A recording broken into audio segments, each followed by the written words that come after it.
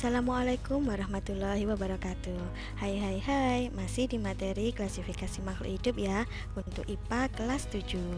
Kita sekarang masuk ke sesi 3, klasifikasi dikotom dan kunci determinasi. Nah, sekarang kita belajar bagaimana sih urutan takson hewan dan tumbuhan itu. Kemudian, apa aja yang menjadi kriteria dalam mengklasifikasikan tumbuhan dan hewan, dan juga gimana caranya membuat kunci determinasi. Seperti pada penjelasan di video sebelumnya, klasifikasi itu artinya pengelompokan.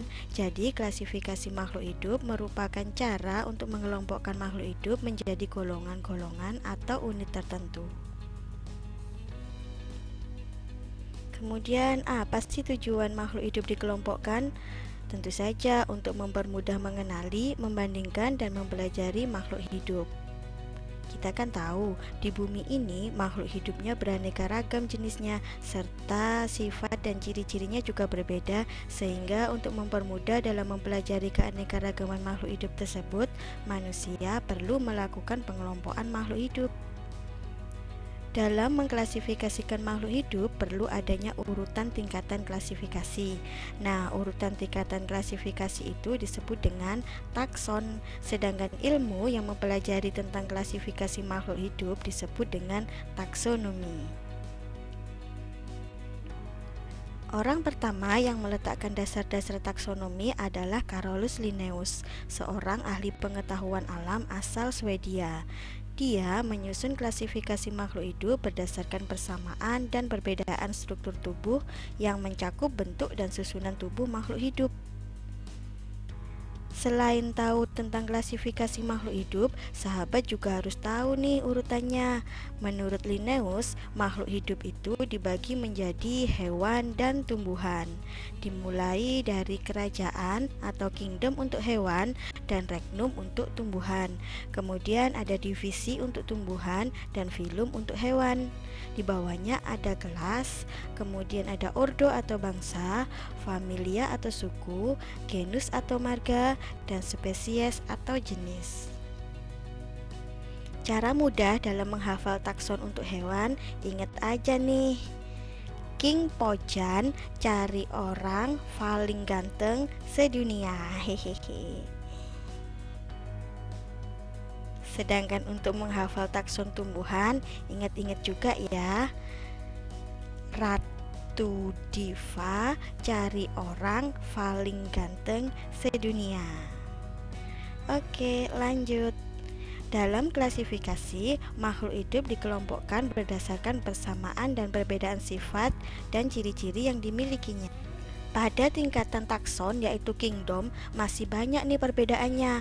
Lihat deh di bagian kingdom atas, ada beberapa macam hewan yang berbeda. Lalu semakin ke bawah perbedaannya akan semakin sedikit, sedangkan persamaannya semakin banyak, sehingga hanya ada satu hewan saja. Jadi, sifat dan ciri-ciri makhluk hidup itu jika dilihat dari posisi atas, maka perbedaannya akan banyak dan persamaannya sedikit. Semakin ke bawah, perbedaannya semakin sedikit, otomatis persamaan yang dimiliki anggotanya dalam tingkat klasifikasi semakin banyak. Jadi dapat disimpulkan bahwa semakin ke bawah, persamaan cirinya semakin banyak dan jumlah anggota taksonnya itu semakin sedikit. Sekarang saya ambil contoh kucing domestik ini nih. Nah, semua binatang masuk ke dalam kingdom Animalia. Kucing domestik juga binatang kan? Jadi dia juga anggota dari kingdom Animalia. Karena mempunyai tulang punggung, kucing masuk menjadi anggota filum Chordata dengan subfilum Vertebrata atau hewan bertulang belakang. Kucing termasuk kelas mamalia karena dia mempunyai rambut atau bulu, 3 tulang tengah telinga, dan kelenjar susu yang menghasilkan susu untuk anak mereka. Kucing secara spesifik adalah mamalia plasenta yang memberi makan janinnya melalui plasenta di dalam rahim. Kucing masuk ke dalam ordo karnivora karena ia adalah pemakan daging. Kucing sendiri adalah hewan karnivora sejati, makanannya hampir semuanya daging. Kucing masuk dalam famili Felidae yang beranggotakan kucing domestik dan kucing liar. Ciri famili ini moncongnya pendek, penglihatannya bagus, mempunyai karakteristik hewan pemburu yaitu gesit, keseimbangannya bagus dan mempunyai cakar yang bisa dikeluarkan dan dimasukkan seluruhnya atau sebagian. Kucing domestik masuk ke genus Felis karena ukuran tubuhnya kecil. Nah, ciri paling menonjol dari genus Felis adalah tidak bisa mengaum, sedangkan kucing besar bisa mengaum. Sedangkan spesiesnya adalah Catus. Dengan demikian, nama spesies untuk kucing domestik adalah Felis catus. Menariknya, Carolus Linnaeus juga memperkenalkan sistem binomial nomenklatur atau tata nama ganda. Menurut sistem binomial nomenklatur, setiap organisme diberi nama ilmiah dengan dua kata. Misalnya seperti kucing domestik tadi yang mempunyai nama spesies Felis catus. Nah, penulisan Felis catus ini harus didasarkan pada sistem binomial nomenklatur. Aturan-aturannya, kata pertama Felis menunjukkan genus atau marga dan huruf pertama ditulis dengan huruf besar. Kata kedua catus menunjukkan spesies atau jenis yang semuanya ditulis dengan huruf kecil. Dalam penulisannya, kedua kata harus dicetak miring jika diketik atau digarisbawahi jika ditulis tangan. Selanjutnya, para ahli melakukan pengklasifikasian tumbuhan dengan memperhatikan beberapa kriteria yang menjadi penentu dan selalu diperhatikan. Berikut contohnya. Yang pertama, kriteria organ berkembangbiakannya, apakah dengan spora atau dengan bunga. Kriteria kedua, berdasarkan habitusnya, apakah berupa pohon, perdu, atau semak. Yang ketiga, bentuk dan ukuran daun. Selanjutnya, cara berkembang biak, apakah dengan seksual atau generatif, atau aseksual yang terdiri dari vegetatif alami maupun vegetatif buatan. Sama halnya dengan pengklasifikasian tumbuhan, dalam mengklasifikasikan hewan, para ahli juga mengklasifikasikannya dengan melihat kriteria berikut. Yang pertama, saluran pencernaan makanan. Untuk hewan tingkat rendah belum mempunyai saluran pencernaan makanan, sedangkan hewan tingkat tinggi mempunyai lubang mulut, saluran pencernaan, dan anus. Yang kedua, kerangka atau skeleton. Apakah kerangka di dalam tubuh atau yang disebut dengan endoskeleton, atau kerangka di luar tubuh atau exoskeleton. Klasifikasi yang ketiga berdasarkan anggota gerak, apakah berkaki banyak, tidak berkaki, berkaki dua, atau berkaki empat. Oke, kita masuk ke klasifikasi dikotom. Apa itu klasifikasi dikotom? Klasifikasi dikotom merupakan deskripsi atau ciri-ciri makhluk hidup yang disusun berpasangan dan menunjukkan ciri yang berlawanan. Contohnya nih, hewan bertulang belakang berpasangan dan berlawanan dengan hewan tidak bertulang belakang. Contoh lainnya, tumbuhan berkeping satu berpasangan dan berlawanan dengan tumbuhan berkeping dua. Nah, sekarang kita latihan membuat kunci dikotomi ya untuk tumbuhan lumut, suplir, jagung, kedelai, terung, dan melinjo. Cara membuat kunci dikotominya, tulis semua nama tumbuhan tersebut yaitu lumut, suplir, jagung, kedelai, terung, dan melinjo. Tulis aja semuanya. Nah, dari keenam nama tumbuhan ini kemudian dikelompokkan menjadi dua dengan ciri yang berlawanan.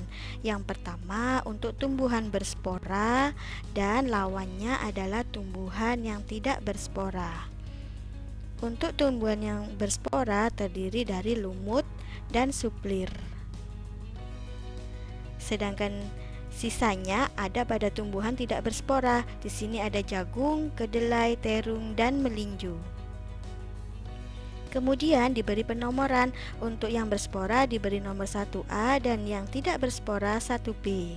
Sekarang yang berspora dikelompokkan lagi menjadi dua, yaitu tumbuhan yang berakar sejati dan lawannya yang tidak berakar sejati.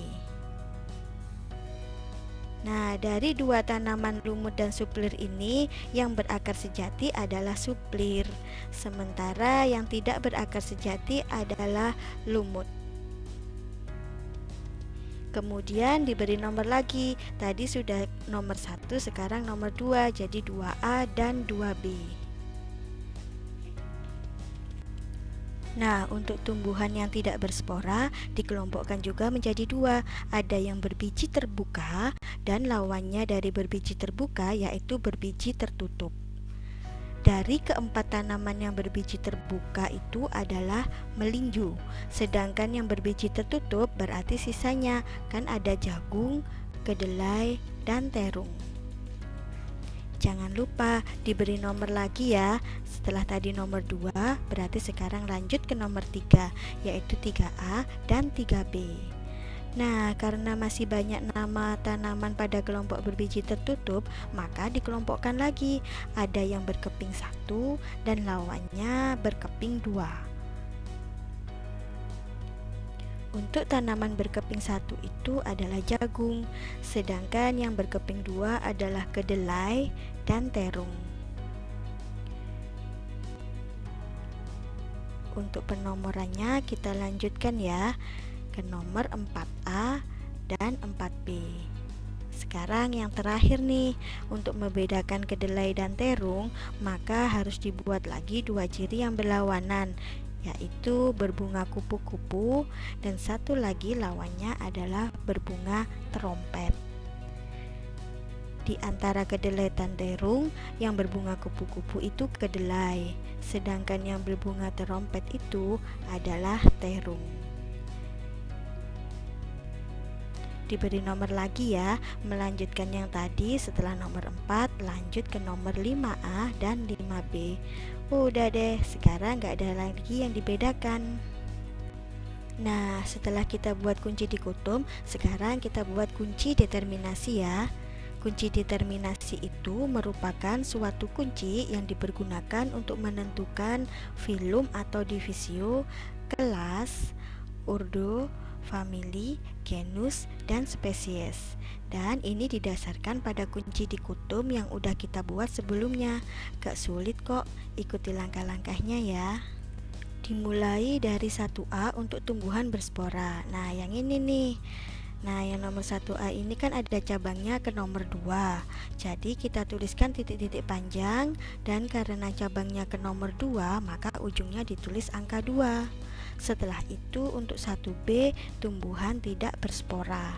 Cabangnya ke nomor 3, tulis aja tumbuhan tidak berspora, diberi titik-titik panjang dan ujungnya ke nomor 3. Selanjutnya setelah 1A dan 1B menuju ke angka 2. 2A ada tumbuhan berakar sejati. Kemudian diberi titik-titik panjang, kita lihat lagi di berakar sejati tidak ada cabangnya, tetapi langsung jawabannya yaitu suplir. Setelah 2A tentunya 2B nih. Di 2B ada tumbuhan tidak berakar sejati. Oke, diberi titik-titik panjang lagi. Karena tidak ada cabangnya dan jawabannya lumut, jadi otomatis langsung diberi lumut. Selanjutnya setelah angka 2 berarti angka 3. 3A ada tumbuhan berbiji terbuka. Kemudian diberi titik-titik panjang lagi. Cek lagi. Di sana sudah ada jawabannya yaitu melinju. Setelah 3A otomatis 3B kan ya. Di 3B ada tumbuhan berbiji tertutup. Beri titik-titik panjang lagi. Cek lagi, di 3B itu ada cabangnya yaitu ke angka 4. Nah, dari angka 4 ada 4A dan 4B. Untuk 4A tumbuhan berkeping 1. Kemudian diberi titik panjang lagi. Tumbuhan berkeping 1 berakhir di jawaban jagung. Tulis aja jawabannya. Kemudian 4B ada tumbuhan berkeping 2.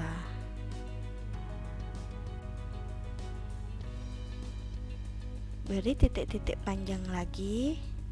Kita cek lagi bercabang ke angka 5, jadi ditulis angka cabangnya. Kemudian setelah angka 4 ada angka 5, yaitu 5A dan 5B. 5A itu berbunga kupu-kupu.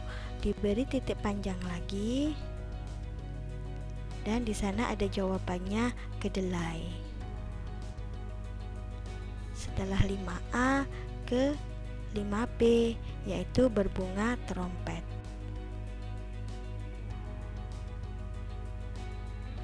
Beri titik-titik panjang lagi. Kita cek ke atas berbunga trompet, jawabannya adalah terung. Oke deh, selesai karena sudah tidak ada cabang lagi. Jadi ini adalah kunci determinasinya. Berdasarkan ciri-ciri pada kunci determinasi tumbuhan tersebut, maka dapat dituliskan kunci determinasinya. Contohnya nih tumbuhan lumut. Tumbuhan lumut kan tidak berspora, itu ada pada angka 1A. Oke, kita tuliskan 1A. Angka 1A kita tarik garis ke kanan, lihat di kanan itu cabangnya ke angka 2. Nah, lumut termasuk pada yang tidak berakar sejati, yaitu hurufnya dan angkanya 2B. Oke, kita cek lagi sebelah kanan, 2B adalah jawabannya lumut. Jadi sudah selesai kunci determinasi untuk tumbuhan lumut.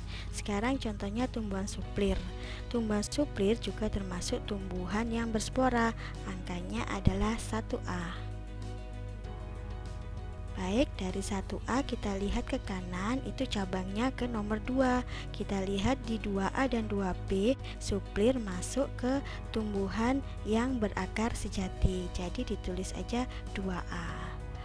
2A kita lihat ke kanan, itu sudah ada jawabannya suplir. Jadi sudah selesai kunci determinasi untuk suplir. Kemudian untuk tumbuhan kedelai, kita lihat ke atas, tumbuhan kedelai masuk pada tumbuhan yang tidak berspora. Cek sebelah kiri adalah hurufnya 1B, kita tulis 1B. Kemudian dilihat di sebelah kanan, 1B itu cabangnya ke angka 3. Nah, kedelai itu dari 3A dan 3B masuk ke yang berbiji tertutup, 3B. Jadi dituliskan saja 3B. Oke, dari 3B kita lihat ke kanan, itu cabangnya ke angka 4. Kedelai dari 4A dan 4B masuk ke nomor 4B, yaitu termasuk pada yang berkeping 2. Nah, tumbuhan berkeping 2 ini kalau dilihat ke kanan itu bercabang ke angka 5. Kedelai masuk pada angka 5A, yaitu tumbuhan yang berbunga kupu-kupu. Kita lihat lagi di sebelah kanan sudah ada jawabannya kedelai. Oke, mudah kan? Nah, sekarang teman-teman buat kunci determinasi untuk tumbuhan lain ya. Di antaranya jagung, terung, dan yang belum adalah untuk tumbuhan melinjo.